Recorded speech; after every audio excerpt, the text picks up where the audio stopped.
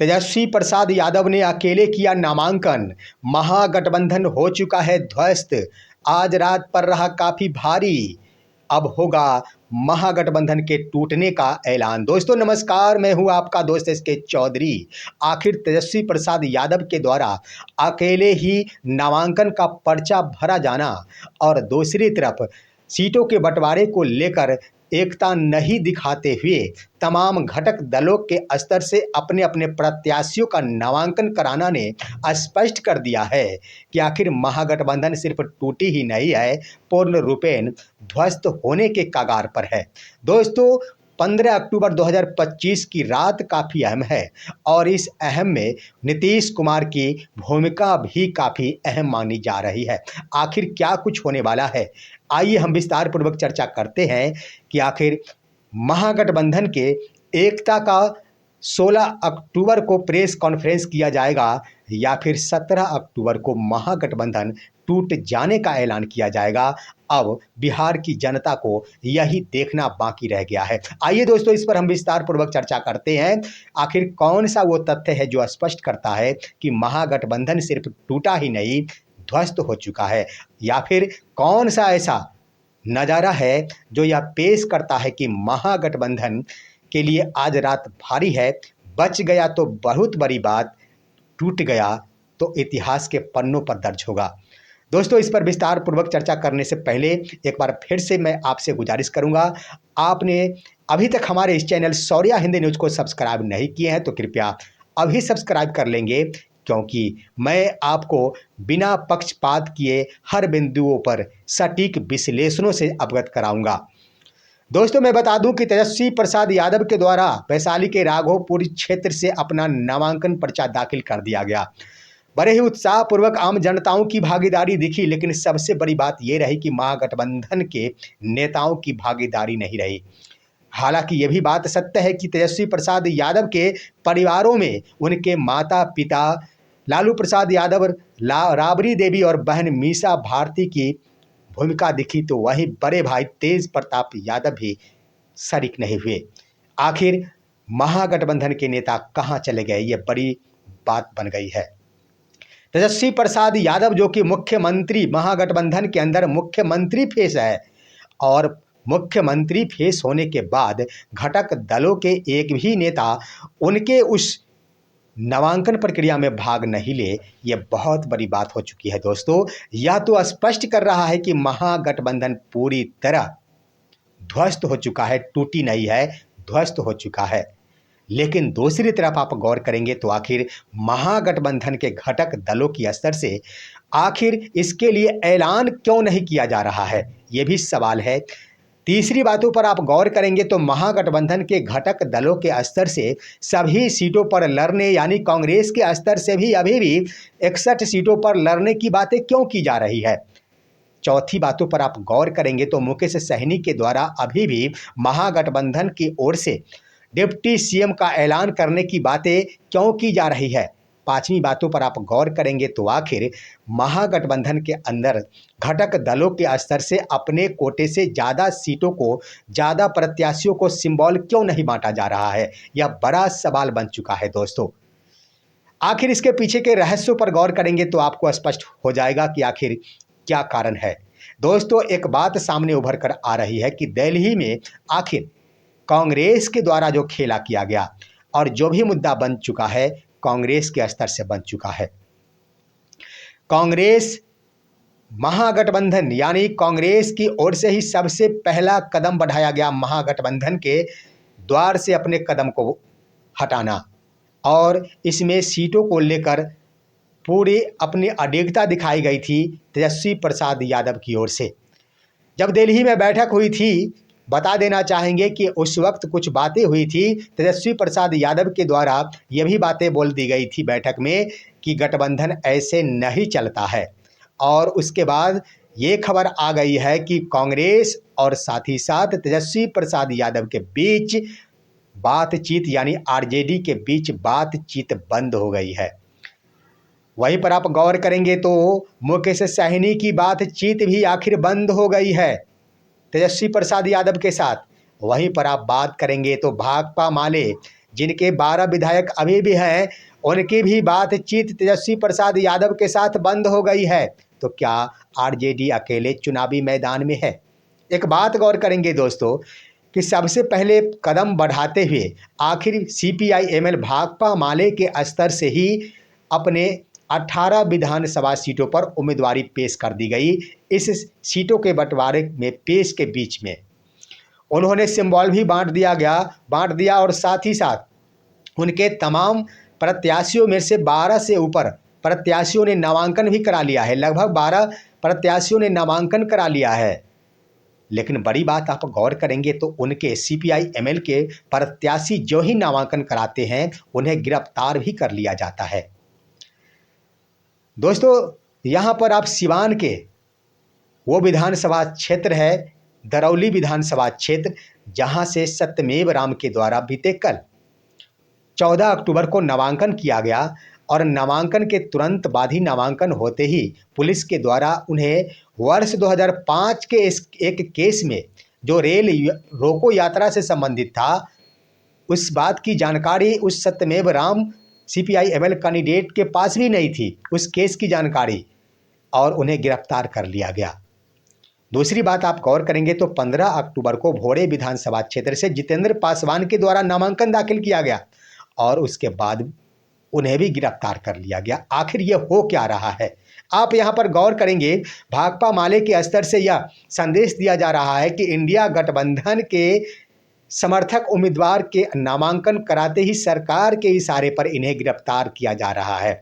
एक बात पर आप गौर करेंगे दोस्तों, यहाँ पर भाकपा माले के द्वारा इंडिया गठबंधन शब्द का प्रयोग किया जा रहा है, महागठबंधन शब्द का प्रयोग नहीं किया जा रहा।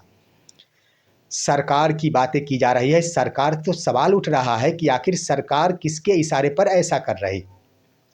तो भले बात कर लिया जाए, यहाँ पर सरकार एनडीए में ज़्यादा कुछ नहीं है। अगर कोई कुछ मान थोड़े से नाराज़गी होती है किसी के बीच में तो मान मनोबल कर लिया जाता है। उपेंद्र कुशवाहा काफ़ी एक बार फिर से निराश हो गए थे, गुस्से में चले गए थे, परंतु अमित शाह के आवास दिल्ली पर आज फिर मुलाकात हुई और उनके राज्यसभा के कोटे को एक्सटेंशन करने की बातें आई। जो अप्रैल में समाप्त हो रहे थे 26 में, वो एक्सटेंशन किया जाएगा और एक और एमएलसी सीट दिया जाएगा उपेंद्र कुशवाहा को, यह कहकर मना लिया गया। चिराग पासवान की बातें कर ली जाए, चिराग पासवान के 5 सीटों को मुख्यमंत्री ने दखल कर ली। चिराग पासवान के कोटे में 29 सीटें मिली थी, जिसमें 5 ऐसे सीट थे जिस पर जदयू ने भी उम्मीदवारी उतार दी है। तो आखिर यही मुद्दा बनेगा दोस्तों महागठबंधन के टूटे जाने संबंधी घोषणा का।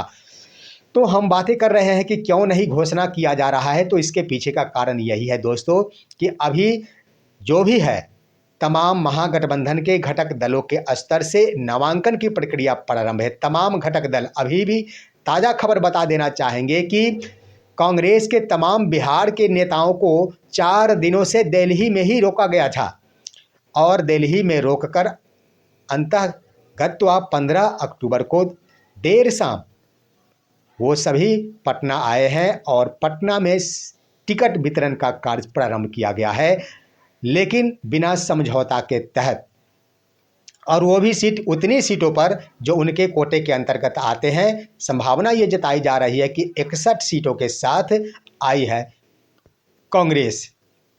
वहीं पर आप गौर करेंगे तो आरजेडी के द्वारा भी सिंबल बांटा जा रहा है। उनके प्रत्याशी भी नामांकन करा लिए हैं। तेजस्वी प्रसाद यादव ने खुद नामांकन करा लिया। तो वहीं पर आप गौर करेंगे तो मुकेश सहनी के उम्मीदवार भी नामांकन करा लिए हैं। कुछ उम्मीदवार नामांकन कराने जा रहे हैं। तो आखिर सवाल ये बन चुका है कि एक सीट पर कई दल के उम्मीदवार आ चुके हैं। आप सबसे पहले देखेंगे सीपीआई एमएल के वो सीट, भभुआ सीट, जहां से रामबली सिंह यादव को सीपीआई एमएल ने टिकट दिया।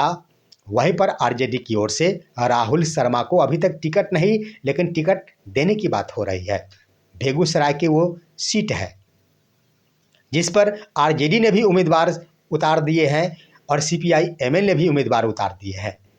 तो इस आधार पर दोस्तों यहाँ पर कह दिया जाए तो सीपीआई एमएल के द्वारा कदम आगे बढ़ा दिया गया है और ज़्यादा वक्त नहीं कि कांग्रेस के द्वारा नामांकन करते ही आखिर यह बिगुल फुका दिया जाएगा कि अब प्रत्याशियों ने नामांकन कर लिया।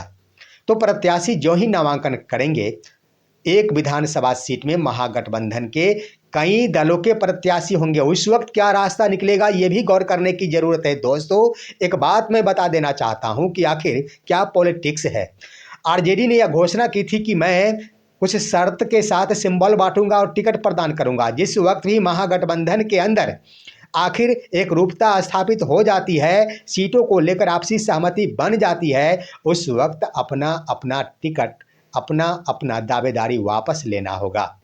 जरा सोचिए कि आखिर कौन से उम्मीदवार दावेदारी वापस लेंगे, ये भी सोचने वाली बात है। लेकिन यहाँ पर आखिर देखेंगे सार के रूप में तो आखिर क्या देखा जा रहा है दोस्तों। आखिर बातचीत नहीं हो रही, नामांकन अकेले किया जा रहा है। तो यहाँ पर 3 प्रकार की बातें हो रही है दोस्तों। या तो गठबंधन टूट जाने का ही ऐलान होगा प्रेस कॉन्फ्रेंस के माध्यम से। उससे पहले आइए, गठबंधन की एकता पर प्रेस कॉन्फ्रेंस जो अब संभव नहीं दिख रहा है, टूटने का ही प्रेस कॉन्फ्रेंस जारी हो सकता है। कम संभावनाएं, 10% संभावनाएं रह गई कि रात में अगर सब कुछ ठीक कर लिया गया 15 अक्टूबर की रात को, तो 16 अक्टूबर काफ़ी अहम होगा प्रेस कॉन्फ्रेंस जारी करने के लिए, और जारी किया भी जा सकता। लेकिन दोस्तों, यहाँ पर ये अगर प्रेस कॉन्फ्रेंस एकता को लेकर जारी नहीं किया जाता है, तो आखिर टूटने का ऐलान कब किया जाएगा? जब घटक दलों के बीच आपसी सहमति बन जाएगी। क्या अकेले कांग्रेस ऐलान करेगी? नहीं। क्या अकेले मुकेश सहनी ऐलान करेंगे? नहीं। क्या अकेले सीपीआई एमएल ऐलान करेंगे? नहीं। तो इस आधार पर देख लिया जाए तो अभी भी भले ही इंडिया गठबंधन की बातें की जा रही है, उसमें अलग सिर्फ आरजेडी है, लेकिन तमाम आरजेडी को छोड़कर घटक दल राहुल गांधी के साथ है, इंडिया ब्लॉक के साथ है। तो यहाँ पर आखिर तेजस्वी प्रसाद यादव अकेले क्यों है? तो इसकी भी यहाँ पर सामने उभर कर आ रही है वो बात कि आरजेडी की नज़र नीतीश कुमार की तरफ है। नीतीश कुमार कभी भी अपना पाला बदलकर आरजेडी के साथ समझौता करते हुए चुनावी मैदान में कूद जाएंगे। तो ये आधार दूसरा। और तीसरा बड़ा कारण हो सकता है दोस्तों कि टीम के अंदर, पार्टियों के अंदर खलबली नहीं मचे, पार्टियों में बगावत नहीं हो, पार्टी के नेता बगावत नहीं करे, महागठबंधन के पार्टी के नेता। इसको लेकर आखिर काफ़ी चुप्पी साधी जा रही है, ऐलान नहीं किया जा रहा। सभा के स्तर से यहाँ पर नामांकन कराने की छूट भी प्रदान कर दी गई, सीटें भी दी जा रही है शर्तों के साथ।